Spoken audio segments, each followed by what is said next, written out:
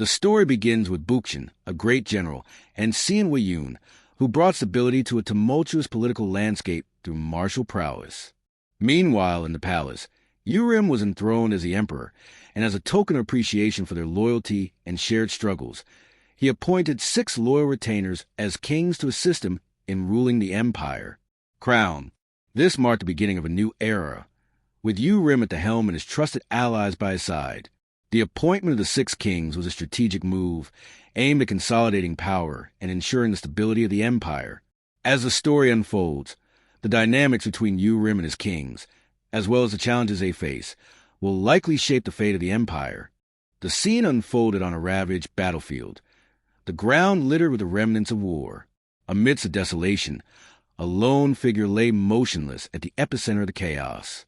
As the dust settled, the figure was revealed to be none other than great General Sian. His body was a canvas of brutal injuries, wounds covering every inch of his battered form. With a groan, General Yun leaned up, his eyes widening in shock as he beheld the 6 kings standing above him, their faces unreadable.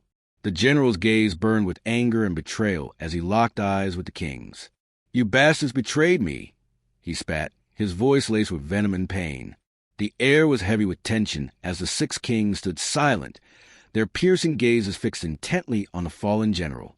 The king's impassive demeanor seemed to infuriate General Yun further. "Have you forgotten me, Sword King?" he bellowed, his voice raw with emotion. "I am Sian." The words hung in the air, a challenge and a plea all at once.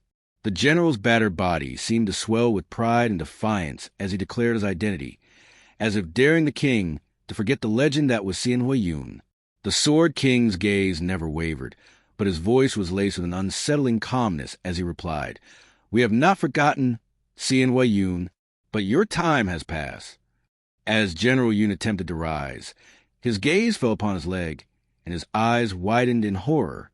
One of his legs was mangled beyond recognition, the damage so severe that it seemed impossible for it to still be attached to his body.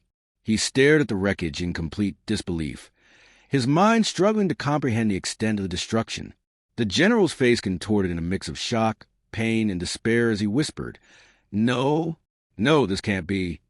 The reality of his situation crashed down on him like a tidal wave, and for a moment, all he could do was stare at the ruin of his leg in stunned silence.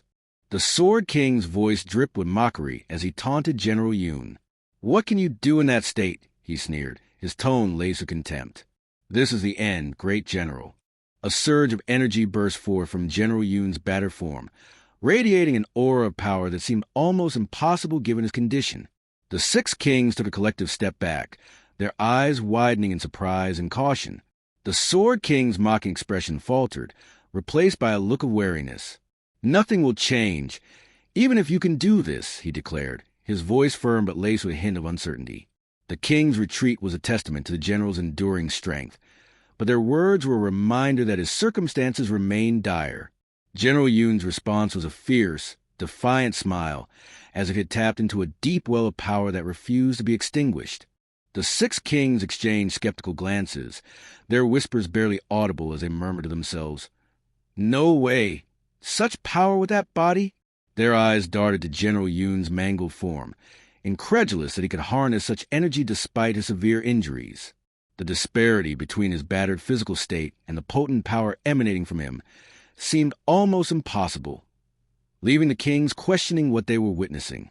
Their doubts hung in the air, a mixture of confusion and apprehension, as they struggled to comprehend the true extent of General Yun's abilities. With a fierce cry, General Yun declared, "I won't leave you traitors and go like this.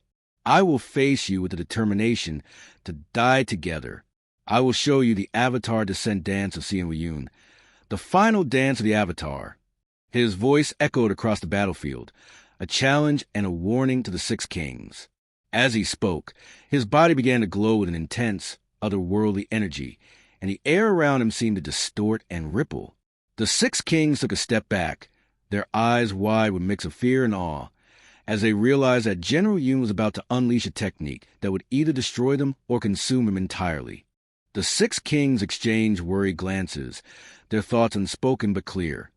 "Can we really kill the great general?" The Sword King's eyes narrowed, his gaze piercing as he assessed General Yoon's battered form. "Search. A martial art from that body," he murmured, his tone laced with doubt. The king's uncertainty grew, their confidence wavering in the face of General Yoon's unyielding determination. Despite his injuries, the general's spirit remained unbroken, and his resolve to unleash the Avatar Descent dance seemed to imbue him with an aura of invincibility. The Sword King's thoughts turned inward, his gaze piercing as he assessed General Yoon's battered form. To intimidate masters of the transcendent with that body, indeed, great general, worthy of being called a god of war, he thought to himself. A mix of emotions swirled within the Sword King, surprise, respect, and a hint of trepidation. Despite General Yoon's injuries, his aura remained imposing, and the Sword King couldn't help but feel a sense of admiration for the general's unyielding spirit. General Yoon's eyes blazed with a fierce determination as he thought to himself, "Stop with the useless thoughts and focus. Wait, at least take one of them with me to the afterlife." With a battle cry, he shouted, Come on, I'll take you alone." His voice echoed through the air, a challenge to the Six Kings. Despite his battered body, his spirit remained unbroken, and his determination to take down at least one of his opponents with him seemed to grant him a surge of adrenaline. The general's roar was a testament to his unyielding resolve. General Yoon's thoughts drifted, and he thought of someone, his expression tinged with a mix of longing and regret. "If you were here at a time like this, it would have been a great help. Where are you? His voice trailed off, the unspoken name hanging in the air like a whispered prayer. For a moment, the general's gaze seemed to wander, his focus wavering as memories or emotions threatened to overwhelm him. But as a sword suddenly pierced through General Yoon's chest, the blade slicing through his armor and into his vital organs. He coughed violently, vomiting a pool of blood as his body arched in agony. The sword's wielder stood frozen, the blade still lodged in the general's chest, as if unsure of what to do next. General Yoon's eyes widened in shock and pain, but his gaze never wavered, his determination and fury burning brighter with every passing moment. Despite the mortal wound, the general's body seemed to defy the inevitability of death, as if driven by sheer willpower to keep fighting. Blood poured from his mouth, staining his lips and chin, and his breathing grew ragged, but his spirit remained unbroken. As the sword pierced his chest, General Yoon's eyes widened in shock and pain. Suddenly, a voice came from behind him, and the one who stabbed him uttered in surprise, "After what your body's been through, to show such might, even with your legs severed." Upon hearing the sound of the voice, General Yoon's throat constricted, and he thought to himself, "This voice? No way." His eyes seemed to glaze over, as if memories or emotions long buried were resurfacing. The general's reaction was a mix of shock, denial, and a hint of something deeper, a complexity that went beyond mere battlefield adversaries. The voice seemed to have unlocked a door in his mind, and the implications of what this could mean hung in the air, suspended like the moment before a storm breaks. The figure behind General Yoon spoke in a voice that sent shivers down the general's spine, saying, "As expected, brother, you're someone who cannot be left alive." The words dripped with a mixture of familiarity and malice, implying a complex history between the two. General Yoon's eyes seemed to cloud over, his mind racing with the implications of the voice and the words. The figure's tone was laced with a sense of inevitability. As General Yoon turned to face the speaker, his eyes widened in utter shock and disbelief. "You Rim, even you?" The words barely escaped his lips before his body gave out, and he suddenly fell down, the sword still lodged in his chest. The impact of the fall sent shock waves through his battered frame, and his vision began to blur. General Yoon's body hit the ground with a thud, his eyes fixed on Rim's face, a mix of shock, pain, and betrayal frozen in his gaze. The sound of his fall echoed through the air, a stark contrast to the silence that had preceded it, and Rim's expression remained unreadable as he stood over the general's lifeless body. Rim's voice was laced with a sense of reverence and finality as he spoke. "The ruler of this world is none other than Emperor Rim. But there was a god about the emperor, the god of war, Yoon. With today, the history of the god of war ends." His words hung in the air, a declaration that marked the end of an era. The weight of his statement seemed to settle upon the surroundings, as if the very fabric of reality was acknowledging the passing of a legend. Yu Rim's gaze lingered on General Yoon's lifeless body, a mixture of emotions dancing in his eyes, before he turned away, leaving the legacy of the god of war to fade into memory. With a subtle smile, Yu Rim stood tall, his eyes gleaming with a sense of triumph and destiny fulfilled. "Now, I have finally become the true emperor," he declared, his voice filled with conviction and a hint of relief. The weight of his words seemed to resonate through the air, as if the very heavens themselves acknowledged his ascension to the throne. Seeing Wei-Yun, in great pain, you coughed up blood, your body trembling with the effort. The sound of your cough echoed through the air, a stark reminder of the mortal wounds you had suffered. Despite the agony, your eyes still burned with fierce determination, a testament to the unyielding spirit that had defined your legendary career as the god of war. As you coughed, your vision began to blur and your body weakened, but your willpower remained unbroken, a flame that refused to be extinguished. Yu Rim's voice was laced with a mix of sadness and resolve as he said, "You seem to be in pain. Let me make it easier for you." His words were tinged with a sense of finality, and his eyes betrayed a hint of sorrow, as if he was reluctant to take the life of the legendary god of war, my brother, who was also the god of war Bukshin, greatest general Sienwa, Yun my brother's corpse the enemy. Sienwa Yun's eyes blazed with anger and a deep sense of betrayal as he thought to himself, "How unfair! Not only betrayed by a comrade who I entrusted my back to. Yu Rim, you are with them? Even at this moment, I can't believe it." The weight of Yu Rim's treachery crushed him, and the pain of his wounds seemed to pale in comparison to the anguish in his heart.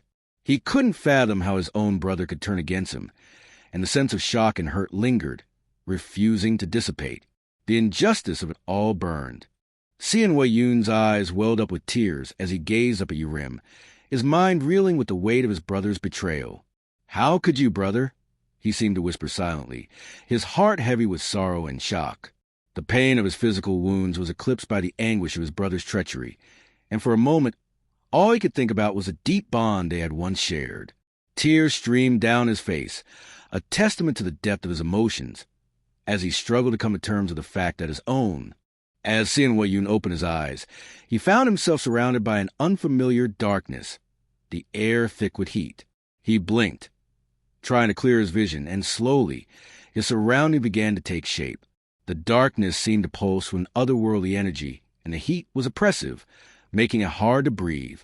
Sin Wei-Yun's mind was foggy, and he struggled to recall how he had gotten there.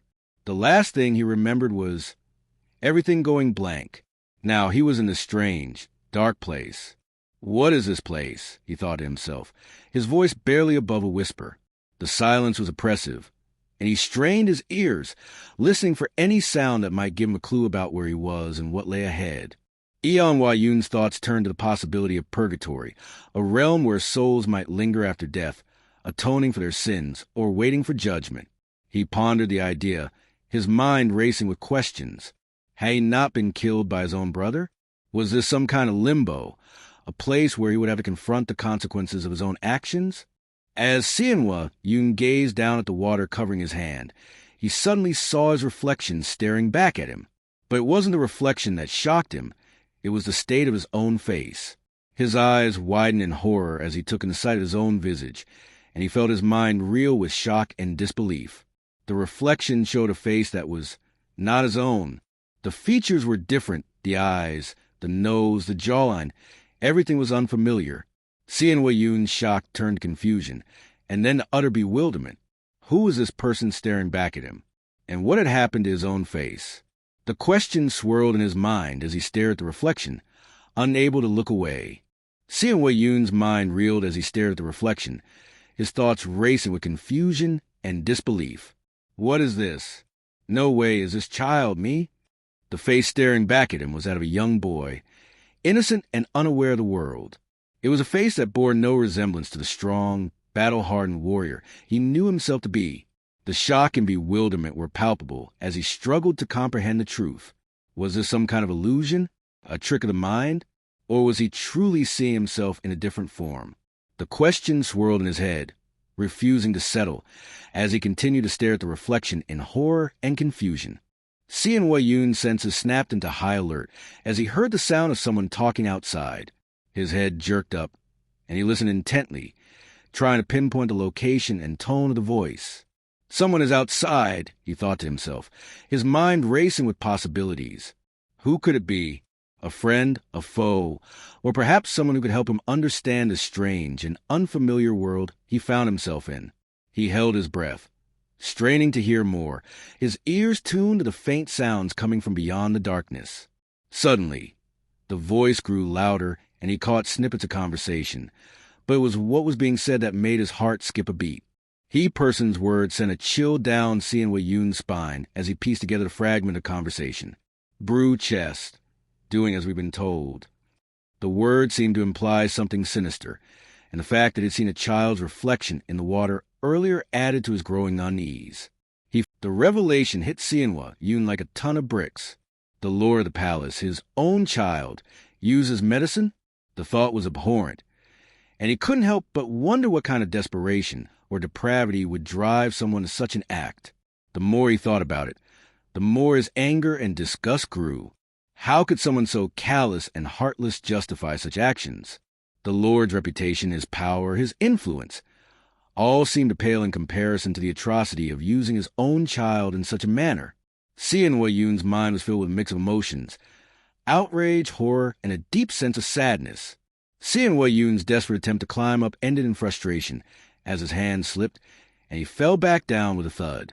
The sound echoed through the dark, damp space, and he let out a frustrated grunt. His palms were scraped and bruised, but he didn't let the pain deter him.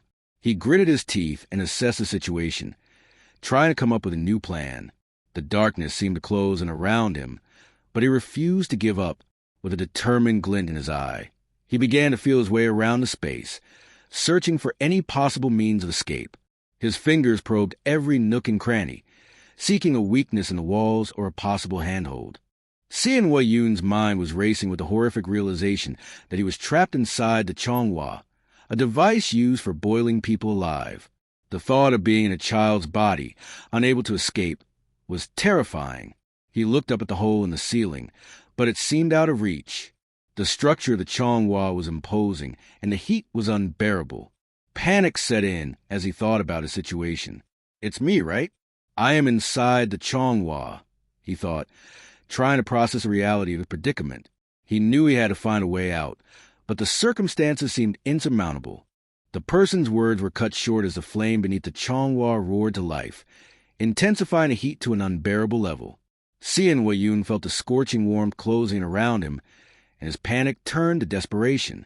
The sound of the flames crackling and the creaking of the metal seemed to grow louder, and he knew he was running out of time. The heat was becoming almost unbearable, and he could feel it seeping into his skin. He gritted his teeth, determined to find a way out, but the circumstances seemed increasingly dire. The person's voice outside seemed to fade into the background as the sound of flames and his own ragged breathing became the only things that mattered. As the heat intensified, Yun's thoughts grew disjointed and fragmented. I can't even breathe anymore at this rate. Before I burn death, my mind. The words trailed off as his consciousness began to slip away, consumed by the overwhelming sensation of heat and pain. His vision blurred, and his eyelids grew heavy, as if weighed down by the crushing reality of his situation. The sound of the flames and the creaking of the metal seemed to recede into the distance, replaced by a dull roar that echoed through his mind. His thoughts dissolved into darkness, and his body seemed to relax, surrendering to the inevitable. As the voice called out, Yun's eyes snapped open, and he saw a figure standing before him. His gaze locked onto the person's face, and a mixture of relief and surprise washed over him. "Teacher!" he exclaimed, his voice hoarse from the heat.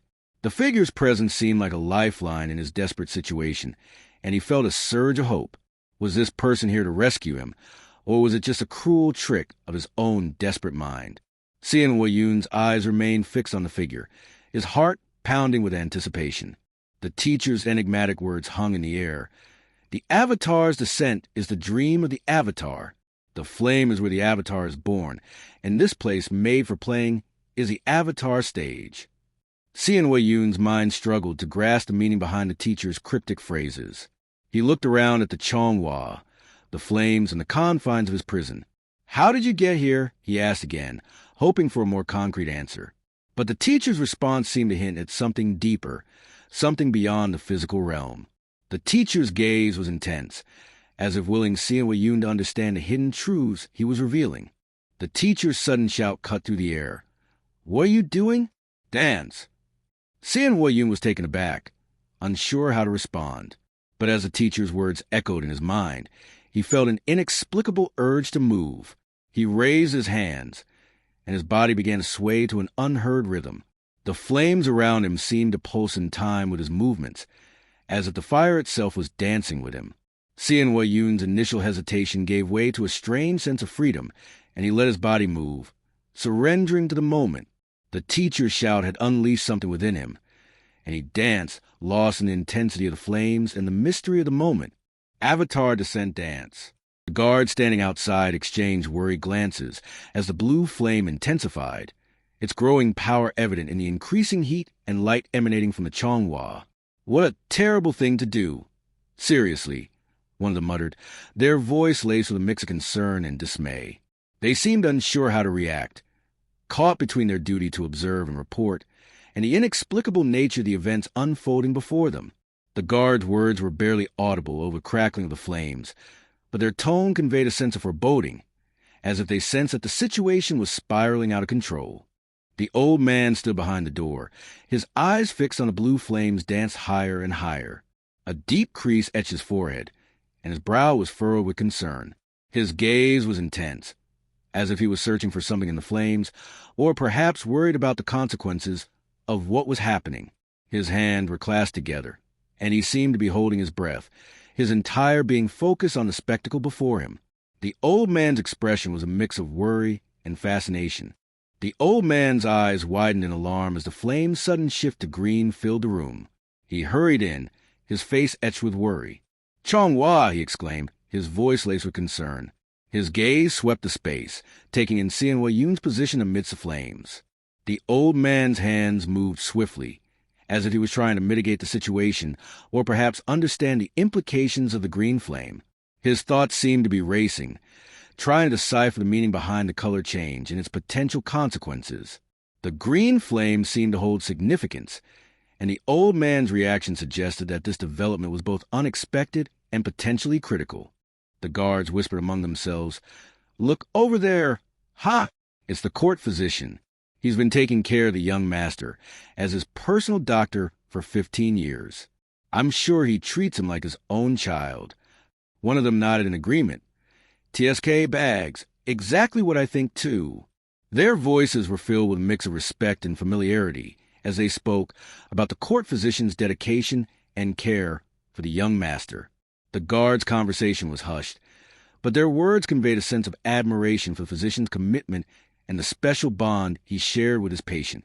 The green flame engulfed the Changhua, and the old man's face contorted in distress.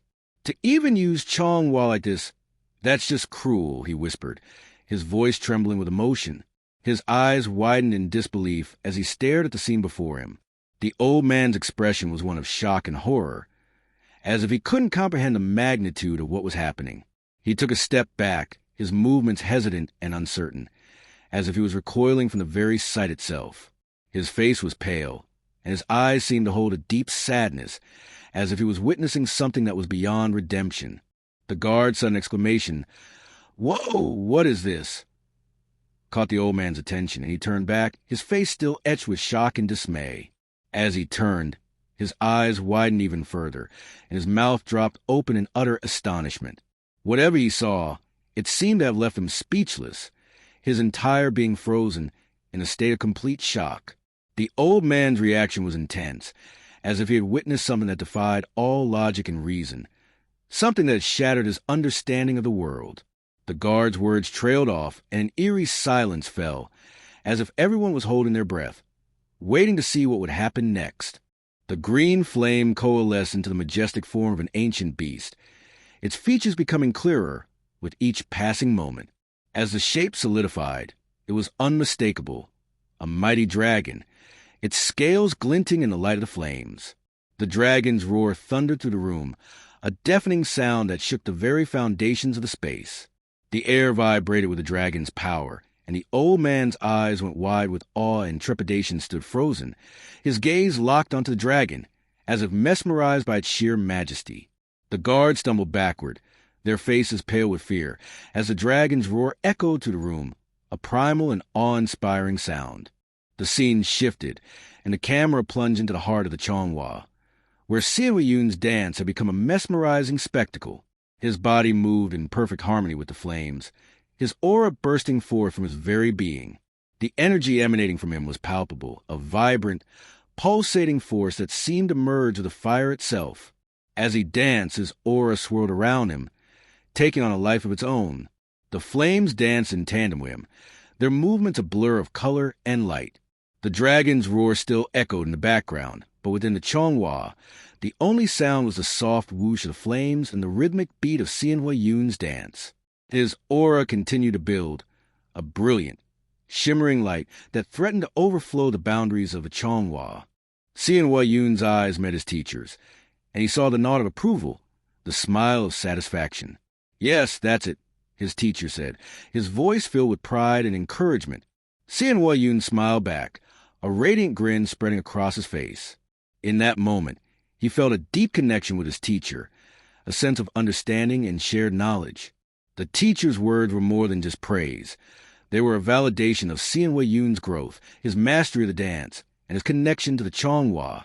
The smile that passed between them was a moment of pure understanding, a silent communication that spoke volumes about their bond and their shared passion. Siwayun's teacher stepped forward, a smile still on his face, and said, "Let me join too."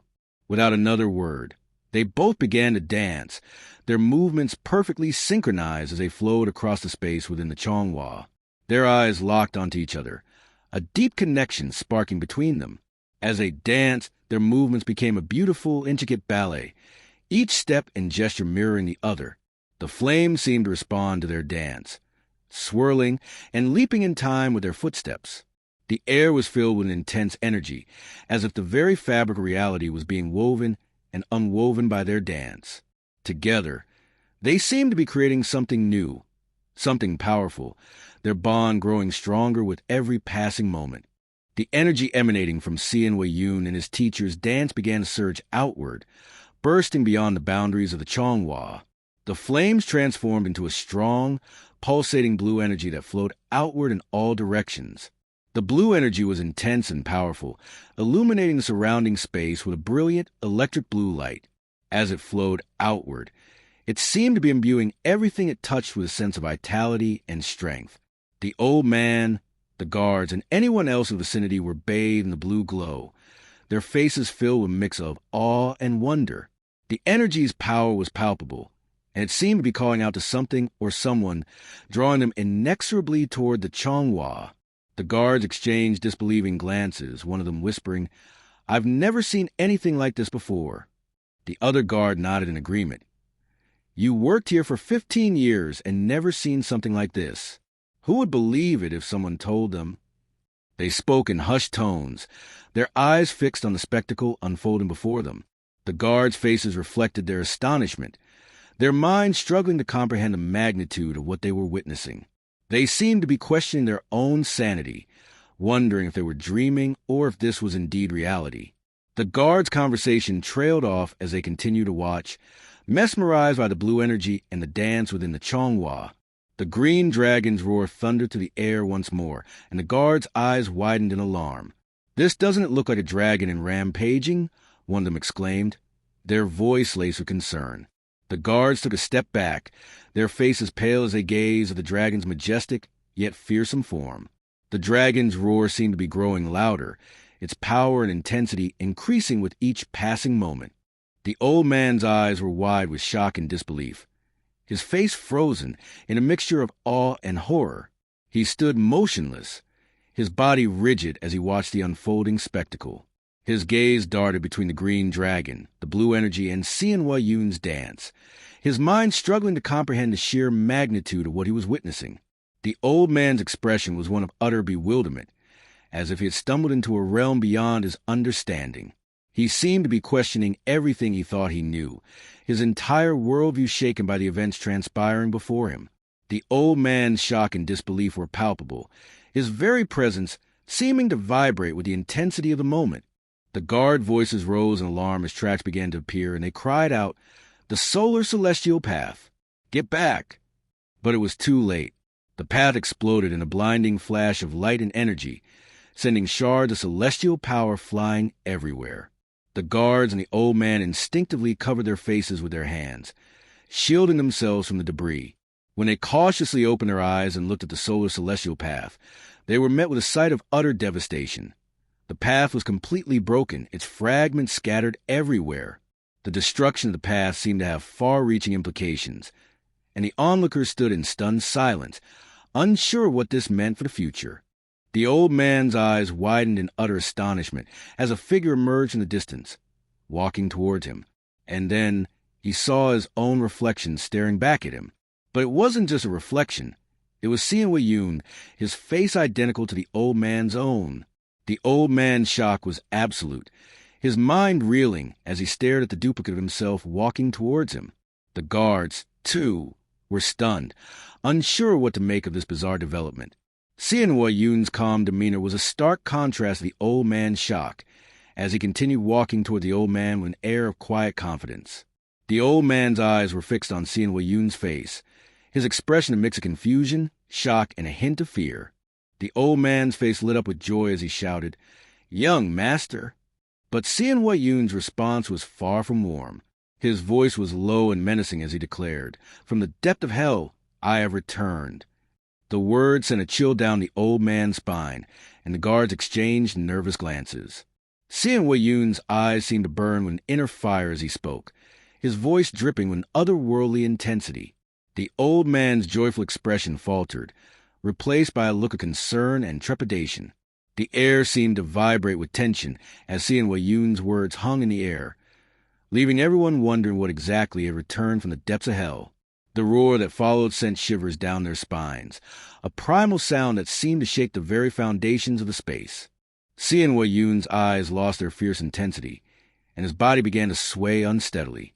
He stumbled, his energy seemingly drained, and felt the ground with a soft thud. The old man's expression transformed from concern to alarm as he rushed toward Wei-Yun, calling out, "Young master," in a voice filled with worry. The old man's movements were swift and urgent as he reached Wei-Yun's side. The scene shifted to a serene and well-appointed Imperial Court Medical Center, with intricately designed furnishings and soothing colors. Wei-Yun lay on a comfortable bed, his chest rising and falling with each gentle breath. The old man sat beside him, watching over him with a mixture of concern and devotion. The old man's eyes never left Wei-Yun's face, his gaze filled with a deep affection and worry. The old man's thoughts swirled with amazement as he gazed at Wei-Yun. "Incredible," he muttered to himself. He only lost consciousness due to dehydration and exhaustion, and these are just minor injuries. He shook his head, incredulous. It's hard to believe he survived being inside the burning solar celestial path, let alone the Changhua. Unbelievable. The old man's eyes narrowed, his mind racing with the implications. He couldn't fathom how Wei-Yun had endured such intense conditions and emerged with so few injuries.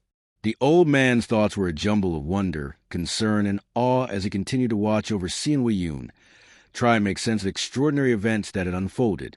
The door to the medical center room slid open, and 2 guards entered, their faces serious. "Court physician," one of them said, "the palace lord is urgently looking for you."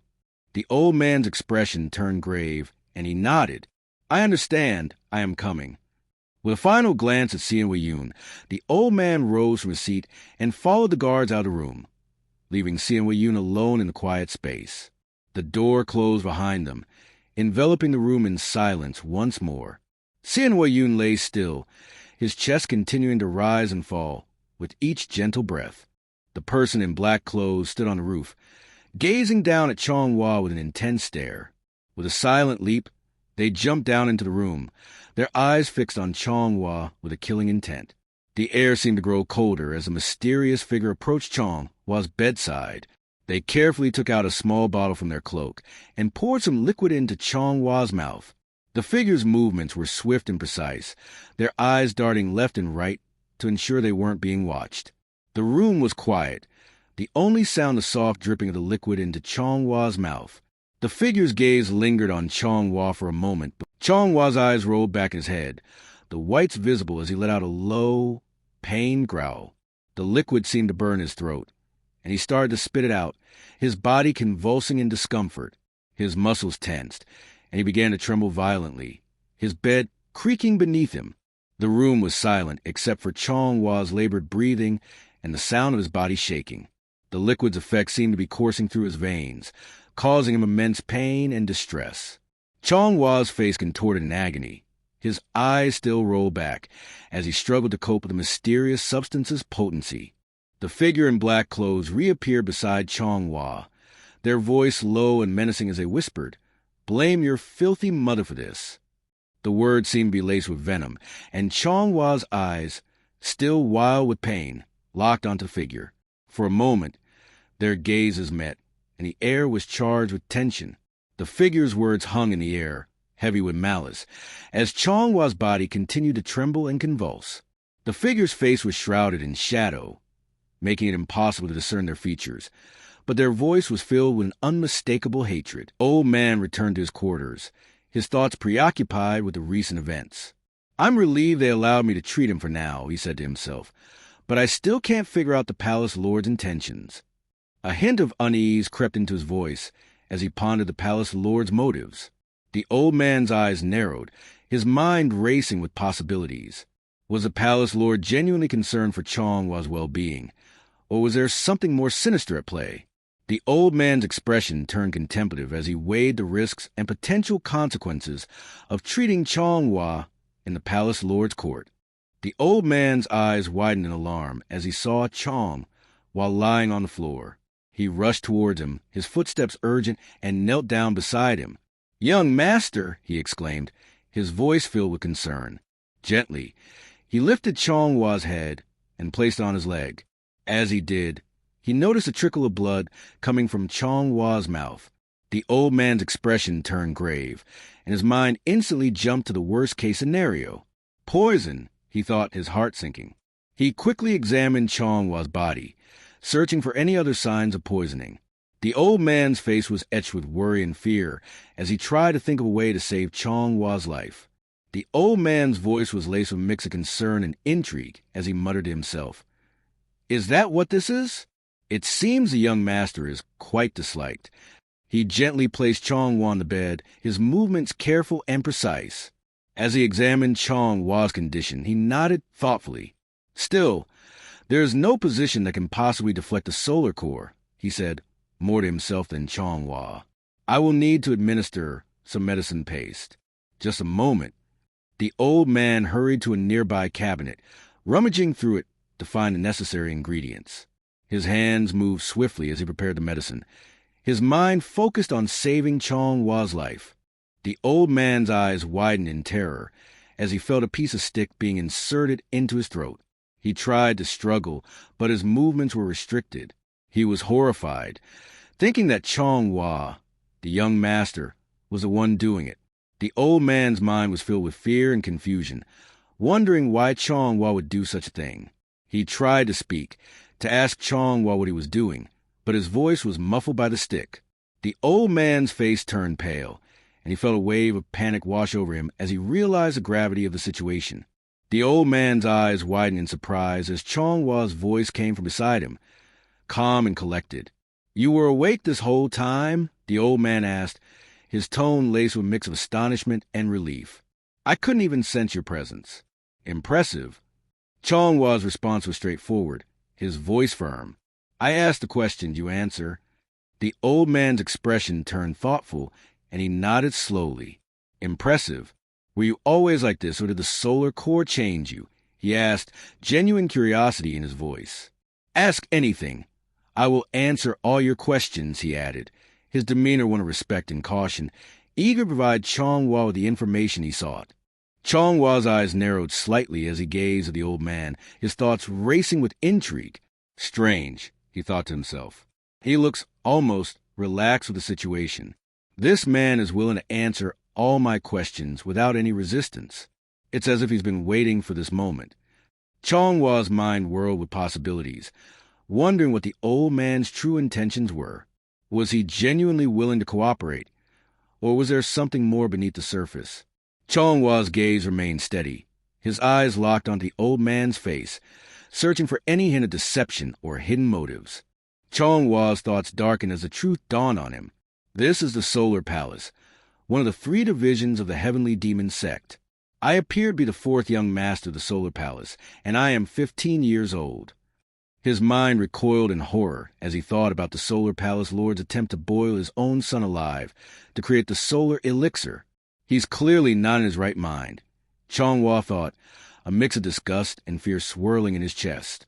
And then there were the assassins who had come after him. My father isn't the only one who wants me dead, he realized, a chill running down his spine. Chonghwa's eyes narrowed, his jaw clenched in determination. Looks like this life will be just as twisted as the last one, he thought, steeling himself for the challenges ahead. Chonghwa's thoughts continued to unravel the mysteries surrounding him. But thanks to that, I obtained the solar core, he thought, his mind reflecting on the events that had transpired. The liquid in that giant cauldron. What's the base of the solar elixir? He pondered the significance of the cauldron's contents and its connection to the solar core. And it seems it implanted the solar core within me, he realized, his thoughts racing with the implications. According to Manhwa, no poison can harm the solar core. Chonghwa's eyes narrowed, processing the information. The protection afforded by the solar core was a welcome revelation, but also raised more questions about his newfound connection to the Solar Palace and the Heavenly Demon Sect. Chonghwa's thoughts took on a poetic tone as he reflected on the solar core's presence within him. I feel a slow, steady heartbeat, he thought, his mind attuned to the subtle rhythms of his newfound connection. Yes, it's vast and burning, as if the sun itself has been embedded into my chest. The imagery was vivid, and Chonghwa's perception of himself had shifted. I have returned from hell with something incredible, he thought, a sense of wonder and awe mingling with his determination. The solar core's power coursed through him, and Chonghwa felt a sense of rebirth, as if he had emerged from the depths of darkness with a newfound purpose. Chonghwa's thoughts turned calculating as he pieced together the timeline. It's now the 22nd year of Jianshin, he thought, his mind racing with the implications. I died in the 7th year, which means the 7 calamities should still be alive. His eyes narrowed and his jaw clenched in anger. My blood boils with vengeance, he thought, the desire for revenge burning within him. But for now, he was just a 15-year-old boy, vulnerable and in need of allies. Chonghwa's gaze fell upon the old man, his thoughts weighing the possibilities. I don't know yet if this man is a friend or foe, he thought, his mind cautious and guarded. The stakes were high, and Chonghwa knew he had to tread carefully. The old man's eyes gleamed with an unsettling intensity as he turned towards Chonghwa, a creepy smile spreading across his face. Have you decided whether I am an ally or an enemy, young master? He asked, his voice dripping with an unnerving politeness. The smile seemed to linger on his lips, making Chonghwa's skin crawl. Impressive, the old man said, his tone laced with an air of sinister admiration. The atmosphere grew tense, and Chonghwa's instincts screamed caution as he met the old man's gaze, unsure what lay behind those calculating eyes. Chonghwa's eyes widened in shock as the old man's demeanor transformed in a killing instant. The wooden stick, which he thought had been discarded, was now grasped firmly in the old man's hand, and he moved forward with swift, deadly motion. Chonghwa's mind struggled to keep up with the sudden change, his thoughts racing with confusion and alarm. Attack? He thought, his body instinctively reacting to the threat. Chonghwa's eyes locked onto the old man's face, searching for answers, but all he saw was a fierce determination to strike him down. The old man's voice rose to a shout as he lunged forward, the wooden stick mere inches from Chonghwa's eyes. What if you made the wrong call? The old man bellowed, his face twisted in a snarl.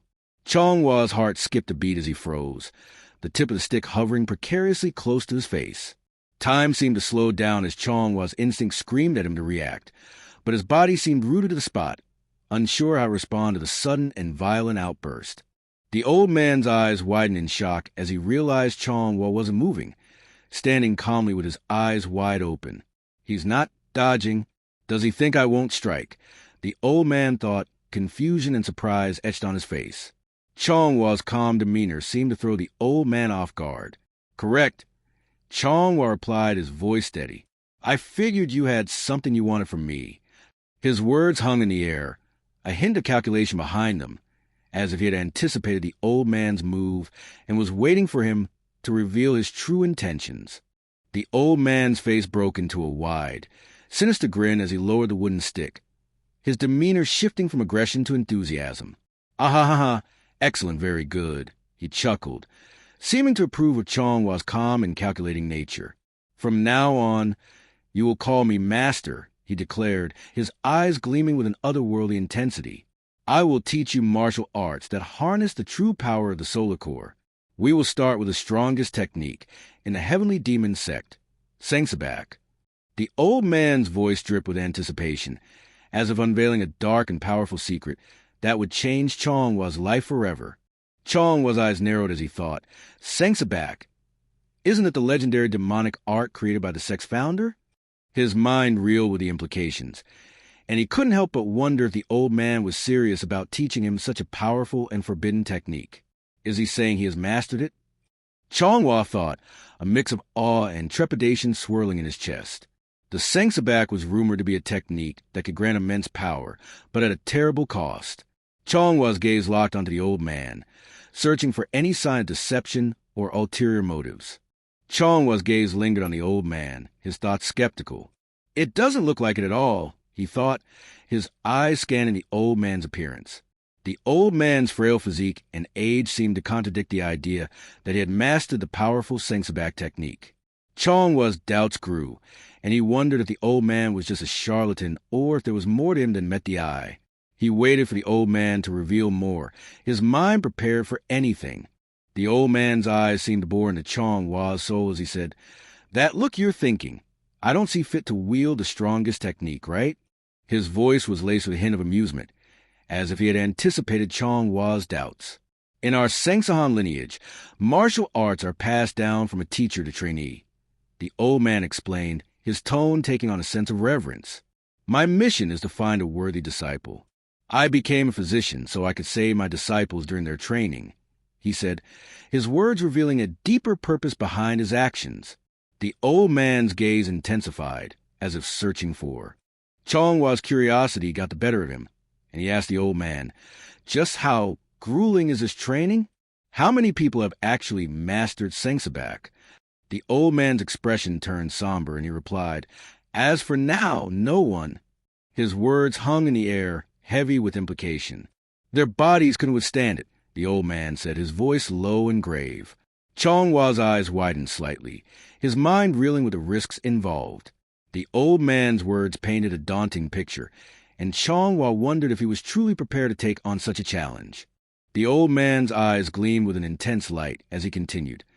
Only the sect leader bore the solar star essence, allowing him to handle the Sengsabak's power.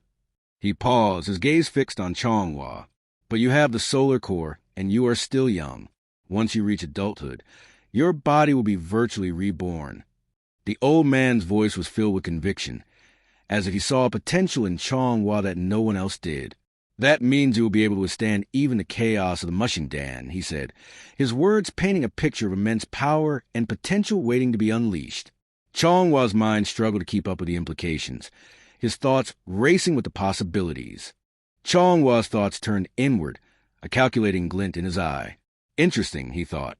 "I just got back from hell, and now I get the chance to learn a legendary martial art. I will master it, and then I will show those filthy traitors the combined might of Washinderma and Sengsabak." A cold determination settled in his heart, fueled by memories of past betrayals and hardships. Chonghwa's gaze snapped back to the old man, his resolve clear. "Let's begin," he said, his voice firm and resolute, as if he had already made up his mind to walk the path of mastery, no matter the cost. The old man's expression turned serious, his eyes narrowing slightly. "The only issue is, you are the fourth young master," he said, his voice low and cautious. Suddenly, his eyes lit up with understanding. "And I guess you have 3 brothers sending assassins after you?" The old man's words hung in the air, a hint of intrigue and danger lingering between them. "That's right. Everyone wants a piece of you, he said, his gaze scanning the surroundings as if searching for potential threats. Except this medical hall. Just as the old man finished speaking, a faint noise echoed to the hallway, and his eyes snapped toward the sound. "She'll be silent," he whispered, his finger pressed his lips, signaling Chong-Hwa to remain quiet. The door swung open, and a figure strode in, a confident smile spreading across his face. "Looks like I arrived just in time," he said, his eyes fixed on Chong-Hwa. "I finally get to see my little brother awake," he continued, his tone dripping with arrogance. "Jay Chong-Hwa, first young master of the Solar Palace." He introduced himself, his gaze lingering on Chong-Hwa with a mixture of curiosity and disdain.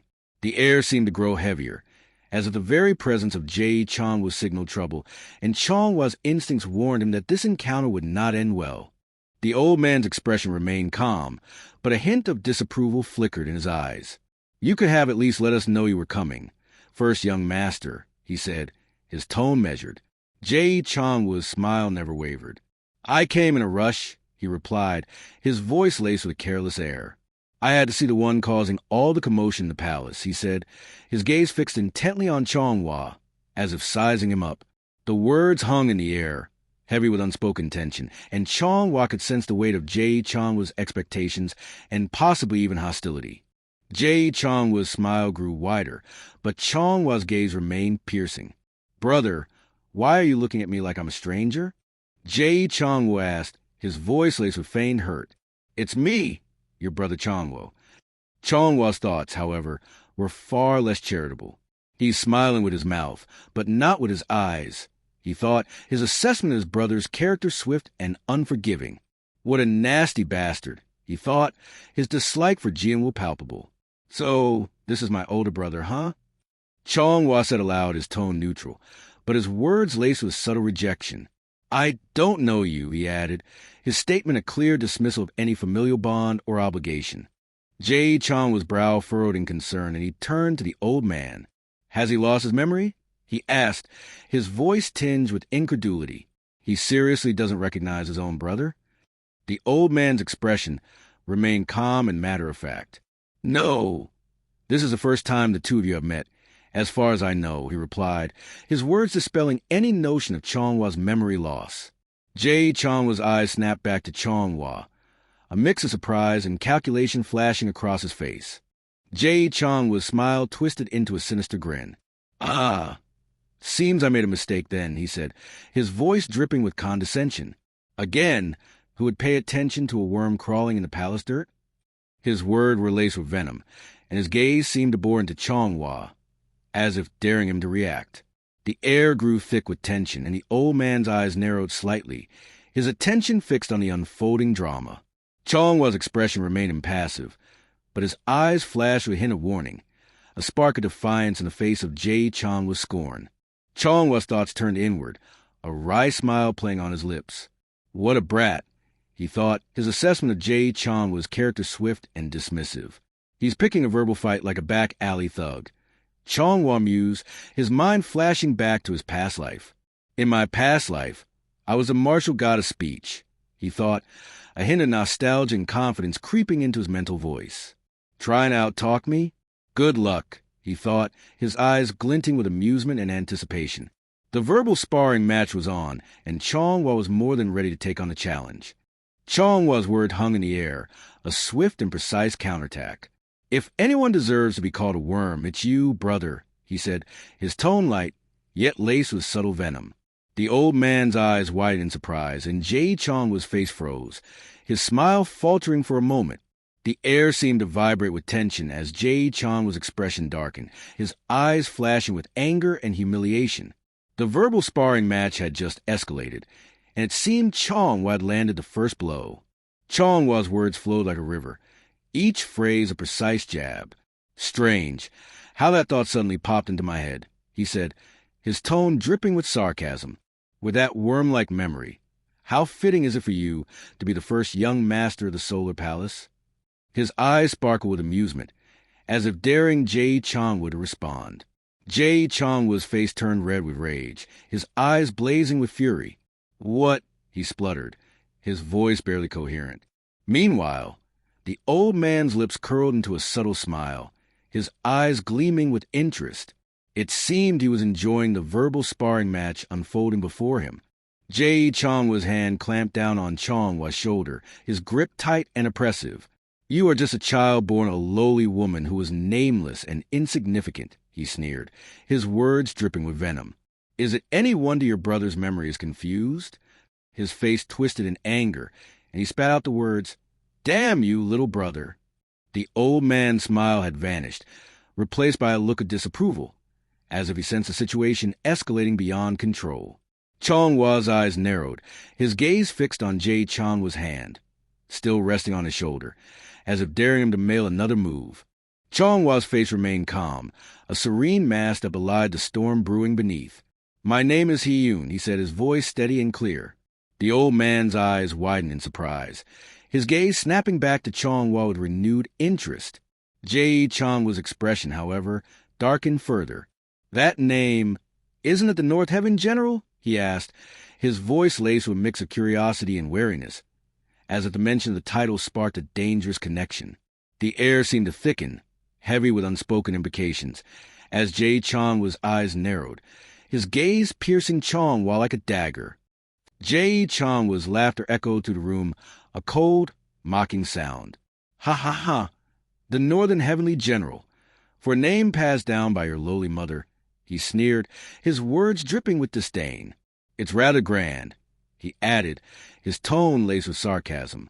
Chongwa's response was swift and direct. "Well, I don't have a lowly mother," he said, his voice calm, yet firm. Chongwa's words cut deep, a swift riposte that left Chongwa's face reddening with rage. "But I do have an older brother with a rag in his mouth," he said, his tone laced with mockery. Chongwa's eyes blazed with fury, and he snarled, "You little—" as he tried to pull out his sword, his hand moving with deadly intent.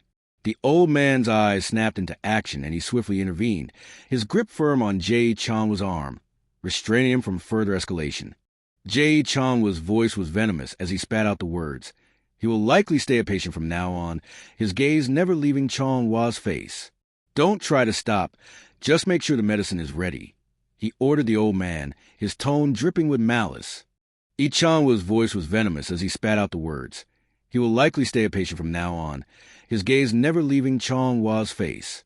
"Don't try to stop. Just make sure the medicine is ready," he ordered the old man.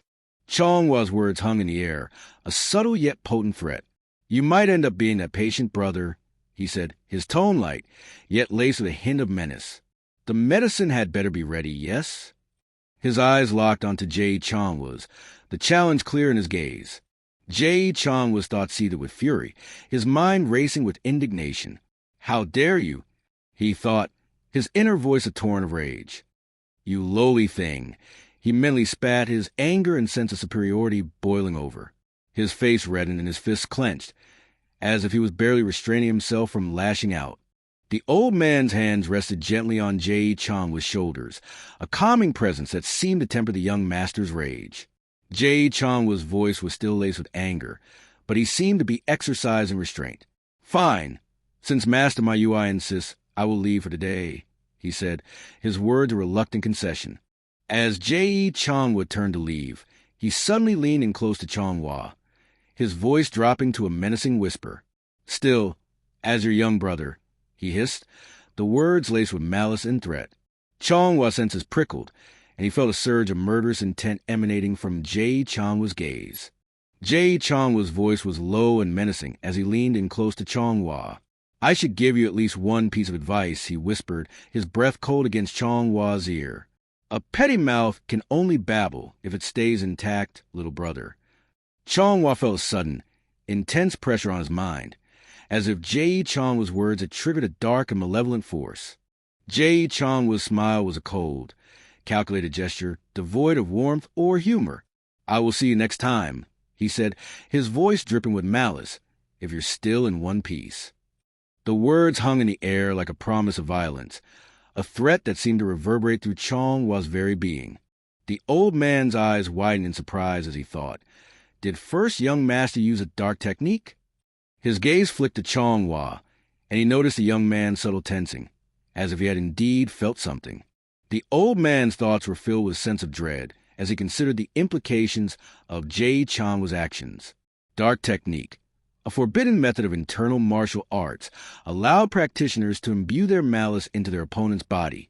Over time, this malice would wreak havoc on the opponent's internal systems, tearing muscles, bursting organs, and twisting veins, ultimately destroying the inside of their body. Chanwa's thoughts turned confident as he thought, "Now I have the solar heart. A dark technique like first young masters will melt away easily." His eyes gleamed with a sense of assurance, as if the power of the solar heart had given him a significant advantage. The old man's expression turned disdainful as he said, "Tisk, to think the grandson of the Lord of Dark Abyss is this petty." Chanwa's response was swift and sharp, his words dripping with sarcasm. Then that Lord of Dark Abyss must be petty too. Chanwa's expression turned grateful as he said, "Still, it all ended well, thanks to my good master." The old man's eyes sparkled with amusement, and he replied, "You didn't cause this mess believing in me, did you?" Chanwa's expression turned slightly weak as he said, "I am still a patient, so I feel a bit dizzy." The old man's gaze softened, and he replied, "Fine, anyway, that name, did your mother, S.A., really give it to you?" His tone was gentle, with a hint of curiosity. Chanwa's thoughts turned inward as he considered the old man's question, and he thought to himself, wouldn't it be better to just let them misunderstand? He seemed to be weighing the pros and cons of clarifying the truth about his name and its origins, and perhaps deciding that it would be easier to simply let the old man's assumptions stand. The old man's voice was laced with amusement as he said, "Who? Tell everyone else that you've lost your memory. Lord Yahello thinks so too and left. Whatever you really lost it or not, I don't know." Chanwa's response was brief. "Understood."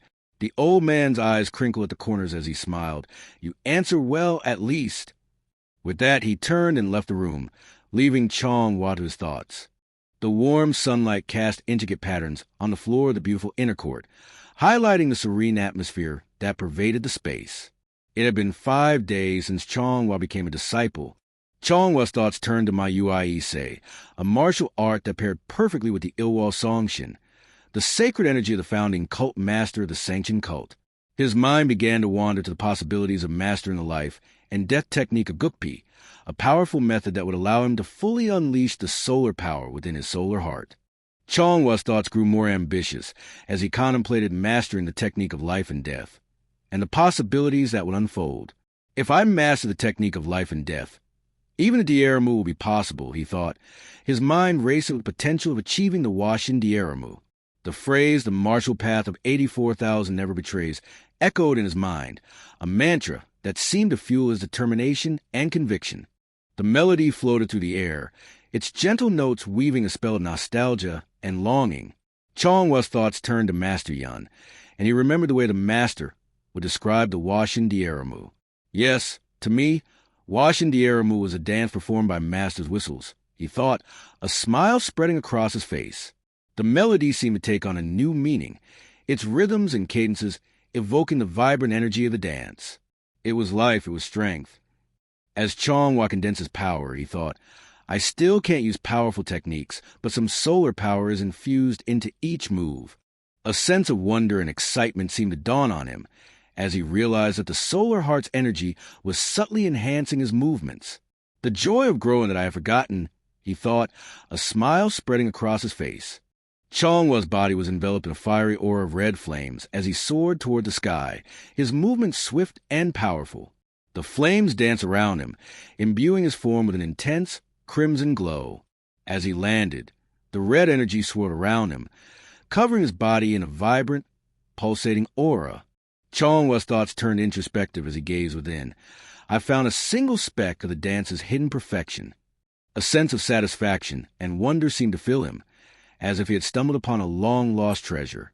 Whether it's revenge or standing on my own, finding the martial arts form first, he thought, his mind focused on the path ahead. Chanwa's determination seemed to burn brighter as he thought. I will conquer the solar heart and achieve Ilwal Songshin, the two supreme martial arts I failed to embrace in my past life. A sense of resolve and ambition filled his being, as if he was driven by a fierce determination to succeed where it failed before. This time I will claim them, he thought, his mind fixed on the goal of mastering these powerful arts. The voice from behind was laced with amusement. Quite the teasing, isn't it? Chonghua turned to see who was speaking, and a hint of surprise, or perhaps even embarrassment, crossed his face. It's just a simple dance, he said, his tone casual, but with a hint of defensiveness. The figure's tone was playful, with a hint of skepticism. If you say so, I'll believe you. Their words seemed to imply that they didn't entirely believe Chonghua's claim. The figure's eyes seemed to sparkle with curiosity as they asked, "Is Jiang Mayong inside?" Chonghua replied that he had stepped out for a bit. The figure's gaze turned thoughtful, and they asked, "Did Jiang Mayong tell you that there were a few moves here that looked decent?" Their tone was casual, but their words carried a hint of insight, as if they knew something about the martial art that Chonghua didn't. But without a core mental technique, it's just an empty shell of movement, they said, their words striking a chord within Chonghua. Chonghua thought to himself. He sensed there was something in Washindieramu quite perceptive. A sense of admiration seemed to rise within him, as he acknowledged the figure's keen insight. Maybe a top-level master, he thought, his estimation of the figure's abilities rising. The figure's eyes seemed to gleam with a mixture of curiosity and amusement as they asked, "Do you remember me?" Chonghua shook his head. "I do not." The figure's expression remained calm, but a hint of intrigue danced in their voice as they introduced themselves. "I am the Law Canon Lord of the Solar Divine Palace, Northern Warlord Ilseonkian." The title hung in the air, heavy with significance, and Chonghua's eyes. Chonghua introduced himself. "I am Wayu." Ilseonkian's gaze seemed to bore into him, their eyes gleaming with interest as they repeated the name, Wayu, the name of a martial god. Quite a good name. A hint of curiosity crept into their voice as they asked, "Did Sua give it to you?" Their words hung in the air, laden with an air of mystery and significance. Chonghua's thoughts turned calculating as he considered his next move. "Northern Warlord Ilseonkian, may I consider you an ally?" But before Ilseonkian could respond, he asked a more pressing question. "Is my name the issue here?" His eyes locked onto Ilseonkian's, as if seeking to understand the significance behind his words. Ilseonkian's eyes gleamed with a fierce intensity as they assumed a fighting stance, their movements economical and precise. "I won't use inner power," they declared, their voice low and even. "I'll only use my right hand."